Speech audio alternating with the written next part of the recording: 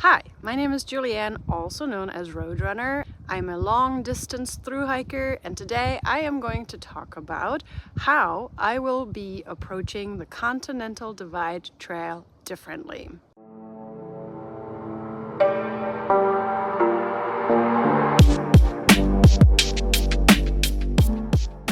Stay tuned until the end of the video, where I'm going to tell you the one piece of gear that I'll be taking on the CDT that I've never taken on any other long distance thru hike. So if you're new to this channel, again, my name is Roadrunner. I've thru hiked the Appalachian Trail in 2022 and I thru hiked the Pacific Crest Trail in 2024. And in 2026, I am planning to finish something that's called the Triple Crown, which is 3 long distance thru hikes, and the Continental Divide Trail is one of the 3, or the final third. So the Continental Divide Trail, as I just mentioned, is the third of the long distance thru hikes considered part of the Triple Crown. And they do estimate that that trail is anywhere from 2,600 miles to about 3,100 miles. The reason why it has such a variable is because the trail has not been completely defined the same as the Appalachian Trail as well as the Pacific Crest Trail. There are roads that have been connected to make this a trail, and therefore you have an opportunity to do something called choose your own adventure, where you choose different routes and you can hike probably as little as 2,600 miles or as much as 3,100 miles. And so with that said, because it is also one of the least defined trails, it is also considered one of the less traveled trails. And one of the biggest things that will be different for me on this thru hike, and probably the biggest concern for me, is being alone for a long period of time, if not probably for most of the hike. So I am somebody who enjoys hiking by myself, but I do enjoy camaraderie as well as camping with people in the evening. Not because I'm scared to camp by myself. I am definitely well past that. I do enjoy camping by myself as well, but it's more so being able to share an experience with other people. It's really nice to, for example, hike through the Sierra on the Pacific Crest Trail and have people that you had that experience with and you can talk about in the future, and you talk to them about, remember when that happened in the Sierra? And that is just such a wonderful thing. And so for the Continental Divide Trail, I probably most likely will not have much of that.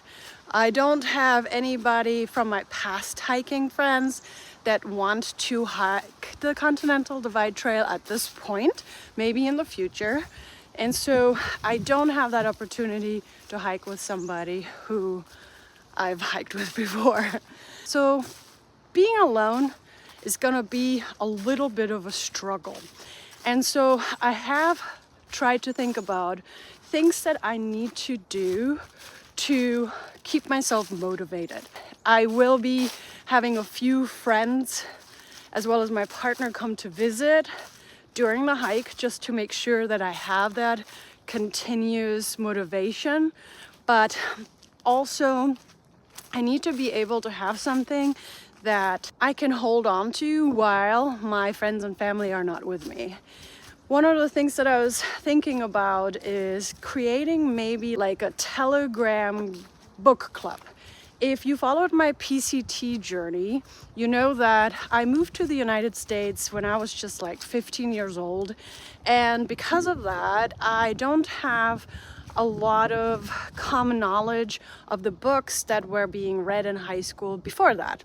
So for example, on the PCT, I listened to the audiobook To Kill a Mockingbird. It was the first time I listened to it. It was a really great book, but it wasn't one that I was reading, in Germany. So I wanted to make sure that I educate myself. So if I were to create a Telegram book club where people just join a Telegram group and we discuss on what book I should be listening to on the CDT, and maybe then I have people to discuss the book with. That would be really great. If that's something that you're interested in or you think that's a good idea, definitely let me know in the comments. So with that in mind, being alone, I'll probably be listening to a lot of books, a lot of music. I have also a patron Telegram group that only patrons are members of. They do know my live location. They know exactly where I am, and they have been a really great support system for me. Whenever I had any questions or concerns, they were able to help with a lot of things. And also it just feels like a really nice thing to have people to talk to when you don't have your friends and family with you. The second thing that's going to be a lot different for me on this through hike is that because it is a less traveled trail, because it's not as popular as the Appalachian Trail, I will be receiving little to no trail magic on trail. I am preparing my mindset for that. I am, trail magic is something so amazing. You get to like a trailhead and you see somebody setting up trail magic for you, and it is the most motivating thing. However, on the Continental Divide Trail, I don't expect to get much trail magic at all. And so because of that, I am forcing my mindset to shift a little bit and really embrace the fact that I will not be receiving any trail magic. Now, I do get some trail magic online, which is really, really amazing, and I appreciate it, and it is so incredibly helpful. However, the on-trail trail magic is just so special. So it is something that I have to prepare myself for. The third thing that most of you probably know about, I'm absolutely terrified of grizzly bears.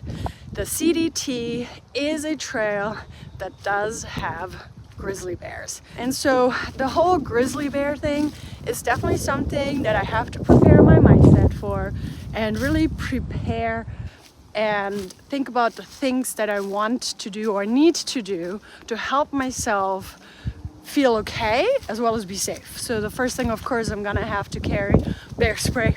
That's just natural. The other thing that I'll do is eat about an hour before I camp at a different location from where I camp. That's something that my hiking partner Bougie does a lot in general because he used to work at Glacier. So that's something that he's used to. And it's something that I tried on the PCT and I didn't enjoy it because I do love eating, in the camp area. The whole camping thing is part of what I enjoy. But for the CDT, I will adjust my eating schedule based off of where I am, as well as if there's grizzlies around. I'm gonna make sure that I don't eat where I sleep. I also will be storing the food appropriately. That's something that we do anyways on all the long distance through hikes. I mean, at least you should be doing anyways. On the CDT, that's gonna become imperative. The next thing that I'm going to do differently on the CDT is I'm actually going to have to send myself some boxes to certain areas. If you're unfamiliar with how through hiking works, generally you can resupply your food in towns off of trail. Or some people, they send themselves resupply boxes where they put the food in ahead of time and then they just plan out the different towns where they're going to send themselves food resupply boxes too. That's something that I haven't done ever really. I find I can generally find all my food on trail in the different towns. However, there are a few towns on the CDT, such as Pie Town, that really doesn't have a lot of resupply options or really any. And so I will be sending myself food boxes, or rather, I have opened up the opportunity for my patrons to do so, because a lot of times they send me like a message going, hey, can I send you a food box while I'm on trail? And while I'm on trail, it's a little bit more problematic to kind of plan things, last minute kind of stuff. So if I know ahead of time which town I'm gonna have a resupply box at, it's very helpful. So I've kind of opened that up to my patrons, and there are a few of them that want to send me a box. So that's gonna be awesome. One of the things that I pride myself is that I create goals for myself and I stick to them. On the Appalachian Trail, it was my goal to be something called a purist, somebody who will hike the entire trail, not take any side trails, have the full pack on at all time, and not skip any part of it. And I did that on the Appalachian Trail. On the Pacific Crest Trail, I realized that that's not going to be possible, generally because there's a lot of fires, or you're in the Sierra where there will be snow. And so my goal was to maintain a connected footpath, a continuous footpath or a connected footpath. And I did that on the PCT. And on the CDT, it's going to be the same thing. Because the CDT is a choose your own adventure where you get to choose different routes, my ultimate goal is going to be just to maintain a connected footpath. I say connected because connected means that I just make sure that all the patterns, all the different routes are connected. I'm not sure I'll be able to do a continuous footpath. Continuous means you just continue on. You don't interrupt it and then come back later to finish it, right? So that's something that I did on the PCT. I connected my footpath. I didn't really have a continuous footpath.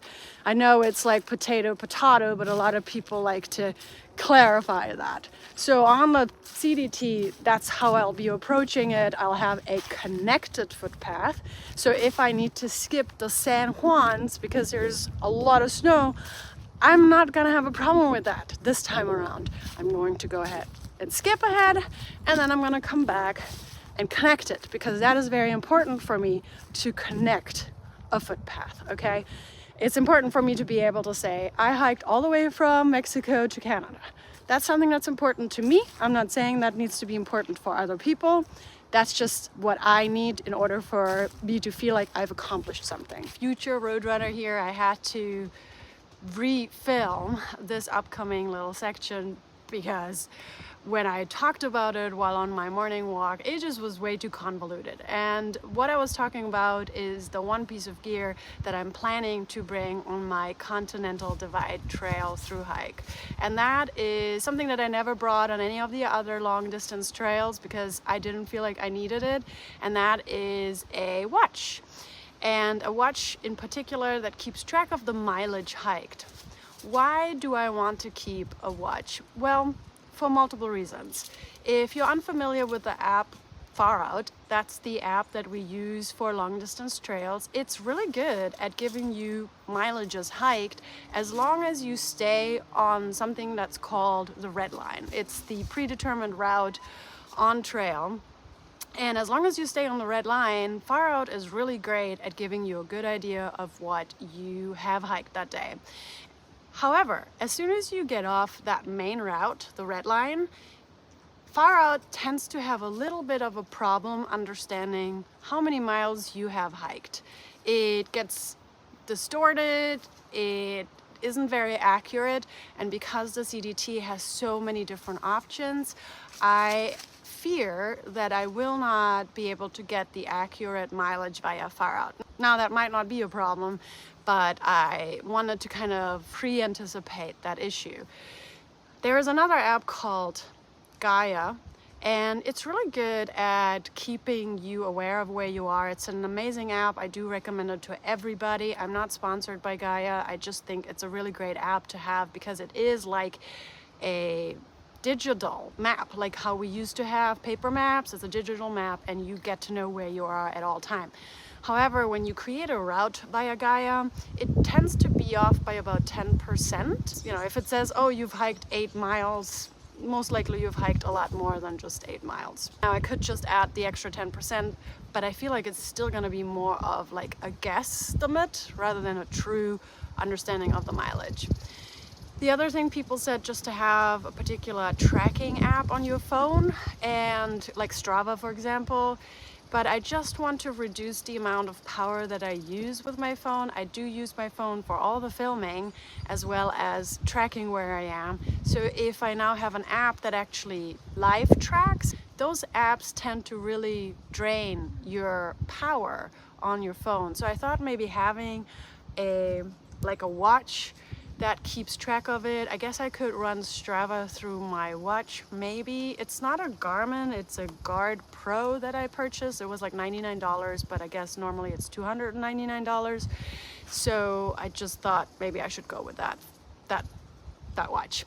Now the reason why I'm saying I'm attempting or I'm planning to take the watch, it's not been really good since I've had it. I've had it for a few days. I've taken it on a little day hike of 4 miles and it was completely off mileage wise. It didn't give me the exact mileage. So I'm having a little bit of a problem with just the watch itself, and I don't know if I actually do need to have a real app that runs in the background. So if you know more on how I could keep better track of the mileage, and you have a good way of it not draining a lot of power on my phone, let me know.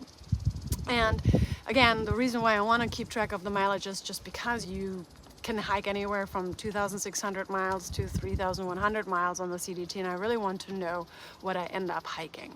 So that's it with how I personally am going to approach the CDT through hike differently. If you have any advice, if you hiked a CDT and you have any suggestions or ways to motivate me when being alone, that would really help. Anywho, thank you so much for watching, and you'll see me soon.